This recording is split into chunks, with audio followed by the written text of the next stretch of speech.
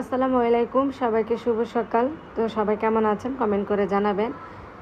তো আজকে আমি এই যে সকালবেলা উঠে বাচ্চাদের জন্য টিফিন বানাচ্ছিলাম। প্রতিদিনই বানিয়ে দিই, তো প্রতিদিন তো শেয়ার করতে পারি না আপনাদের সাথে। এতে ভাবলাম যে আজকে একটু সময় আছে হাতে, আপনাদের সাথে একটু শেয়ার করি। তো এখানে পাউরুটি ছোট করে নিলাম, আর হচ্ছে ডিম, দুধ আর চিনি সব কিছু একসাথে মিক্স করে পরে যে পাউরুটিটা ভেজে নিতেছিলাম। এভাবে ডিম দিয়ে না পাউরুটি ভাজলে অনেক মজা হয়, তো বাচ্চারা মজা করে খায় আর কি। তো প্রতিদিনই আমি টিফিন কিছু না কিছু দেওয়ার চেষ্টা করি। আসলে কি বাইরে খাবারটা না দেওয়াই ভালো আমি মনে করি। ঘর থেকে ঘরে যাই থাকুক না কেন, ঘর থেকে টিফিন বানিয়ে দিলে ভালো হয়, এই আর কি। তো বাচ্চাদেরকে স্কুলে দিয়ে এই নতুন রাস্তাটায় আমি কিছুক্ষণ হাঁটলাম। হাঁটা শেষ করে বান্ধবীদেরকে নিয়ে একটু বসলাম। বান্ধবীরা চলে আসছিলো, তো আমরা এখানে এই যে কোনায় বসে আছি। বাতাস তো বাইরে, তো ভালোই লাগতেছে, তাই বসে গল্প করতেছিলাম। সকাল থেকে ওয়েদারটা ভালোই ছিল, তো এখন আবার অন্ধকার হয়ে আসছে। আর এখানে একটা বান্ধবী মোবাইলের নতুন একটা কভার কিনছে, তো আমরা সবাই মিলে আর কি একটু একটু করে দেখতেছিলাম। কভারটা কিন্তু সত্যি খুব সুন্দর, তো ওইটাই দেখতেছি। আর সবাই বলে আমার মোবাইলের কভারটা নাকি সুন্দর, তা আমার মোবাইলের কভারটা আর কি এখন দেখাচ্ছি না, মোবাইলটা আমার ব্যাগে। তো আমার বান্ধবীরা বলতেছে যে শিল্পী তোমার মোবাইলের কভারটাও কিন্তু সুন্দর, এই আর কি। পরে আমি বললাম যে আপনাদের এই কভারটাও সুন্দর লাগতেছে, এটাও কিন্তু খারাপ না। তো যাই হোক, তারপরে এই যে দেখেন আকাশটা একটু দেখাই, এত সুন্দর ওয়েদারটা আর আকাশটা এত সুন্দর লাগতেছে, তাই একটু ভিডিও করে নিলাম। আর হচ্ছে বাসায় যাওয়ার সময় না কিছু বাজার করলাম, টমেটো, মিষ্টি কুমড়া, চিংড়ি মাছ এগুলো নিয়ে আসছিলাম, আর শুটকি। তো শুটকি দিয়ে টমেটোটা ভর্তা বানাচ্ছিলাম। আর হচ্ছে এখানে এই যে বেশি করে টমেটো দিয়েছি, আর কাঁচামরিচটা দিয়ে দিলাম, একটু ঝাল ঝাল তো ভালো লাগে।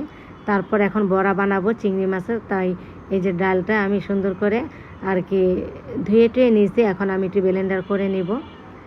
চিংড়ি মাছের সাথে ডাল দিব, ডালটা একটু বেশিই দিব, আর চিংড়ি মাছ তত বেশি নাই, অল্প আছে, তো অল্প অল্প যেটুকু আছে ওটুকুই দিয়ে দিব। তো এই তো ব্লেন্ডার করে নিচ্ছিলাম আর কি।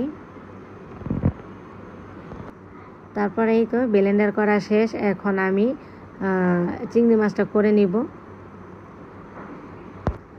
তো এখানে যে চিংড়ি মাছ নিলাম, তারপরে হলুদ, মরিচ, লবণ, আর এই যে চিংড়ি মাছ, আর চিংড়ি মাছের যে জুগাটা ওইটা একটু ব্লেন্ডার করে দিলাম। তো সব একসাথে নিয়ে আমি এখন মাখিয়ে তারপরে যে বড়াগুলো বানিয়ে নিচ্ছিলাম। বড়াটা আমি ভুনা করব আর কি, পেঁয়াজ টেয়াজ দিয়ে।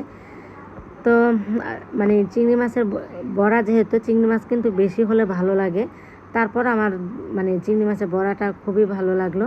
আর ডালটা একটু বেশি মিহিন হয়ে গেছে, একদম মিশ হয়ে গেছে বেশি।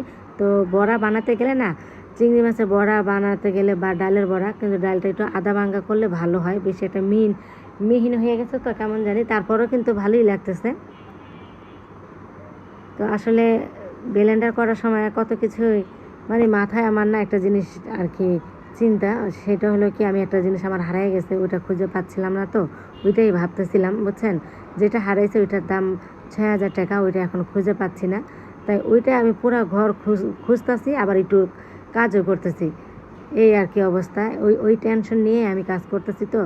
তো এই জন্য আমার ডালটা আদা ভাঙ্গা করতে পারি না, বেশি মিহিন হয়ে গেছে, একদম ফিনিশিংটা বেশি হয়ে গেছে, এই আর কি। তো এই যেভাবে বড়াগুলো বানিয়ে নিতেছিলাম। তারপর হচ্ছে বড়াটা যে আমি ভুনা করব, সেজন্য টমেটো, কাঁচামরিচ, পেঁয়াজ একসাথে ব্লেন্ডার করে নিব। পেঁয়াজ কুচি দিতেছি না, পেঁয়াজটা আমি ব্লেন্ডার করেই দিব। তো আমার ভিডিওটি দেখতে দেখতে যদি কোনো অংশ ভালো লেগে যায়, প্লিজ লাইক দিয়ে দিবেন। আর যারা এখনও সাবস্ক্রাইব করেননি, সাবস্ক্রাইবটি করে যাবেন। আপনাদের একটি লাইকই কিন্তু আমার অনেক অনেক প্রিয় আপু ভাইদের কাছে পৌঁছে যাবে। তো হ্যাঁ, আপনাদের কিন্তু মনে থাকে না, তাই আর কি আমি মনে করে দিলাম, প্লিজ লাইক দিয়ে যাবেন। তো এই তো এখন আমি যে পেঁয়াজগুলো যে ব্লেন্ডার করে নিলাম, এগুলো এখন দিয়ে দিলাম তেলটা গরম হওয়ার পর। তো এখন আমি ভালোভাবে মশলাটা কষিয়ে নিব। মশলাটা কিন্তু কষানোর ভিতরেই তরকারির স্বাদটা বাড়ে, যত কষানো যায় ভালোভাবে ততই কিন্তু তরকারি স্বাদ হয়, মজা হয়, এই আর কি। তো এই তো ভালোভাবে কষিয়ে নিচ্ছিলাম আমি। তো কষানোর পর এখন এই যে চিংড়ি মাছের বড়াটা দিয়ে দিতেছি, বড়াগুলো সবগুলোই দিব। তারপরে অল্প করে পরিমাণ মতন আর কি পানিটা দিয়ে দিব। পানিটা একটু কমে গেলে পর আমি নামিয়ে নিব।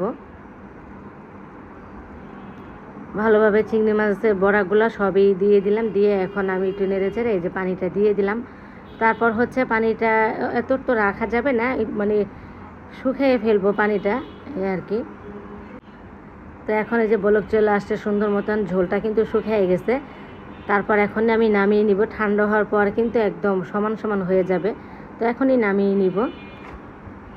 এই হয়ে গেল আমার চিংড়ি মাছের মানে বড়ার তরকারি। তো আজকে রান্না বান্না কিন্তু শেষ হলো। তো কী কী রান্না করলাম চলেন আর একবার আপনাদের সাথে শেয়ার করি। চিংড়ি মাছের বড়া, এখানে হলো চিংড়ি ভর্তা, এখানে মিষ্টি কুমড়া দিয়ে চিংড়ি মাছ রান্না করলাম, টমেটো, আর এই যে চিংড়ি ভর্তাটা এই যে এখানে বানিয়ে নিলাম। পেঁয়াজটা মানে পেঁয়াজ নয়, ওই যে কী জানি বলে, শুকনো মরিচটা বেশি ভাজা হয়ে গেছে। যাই হোক, তারপরও ভর্তাটা বানিয়ে নিলাম। তো রান্না বান্না তো শেষ হলো, দুপুরে খাওয়া দাওয়া শেষ। এটা ছিল বিকেলের ভিডিওটা, বিকেলবেলা। তো এই যে বিকেলের খাবার হচ্ছে এখানে নিয়ে আসছিলো মিট বক্স, তারপরে বার্গার, তারপরে যে চিকেন উইংস, তারপর আর কী যেন নিয়ে আসছে। আমার মেয়ে বাইরে গেছিলো তো তখন নিয়ে আসছিলো ওর ছোটো বোনের জন্য, আবার আমার জন্য। পরে আমি মেয়ের সাথে না রাগ হলাম যে এত খাবার টাবার কেন আনা হয়েছে এই আর কি। তো ভিডিওটা এখানে রাখবো, সবাই ভালো থাকবেন, আসসালামু আলাইকুম।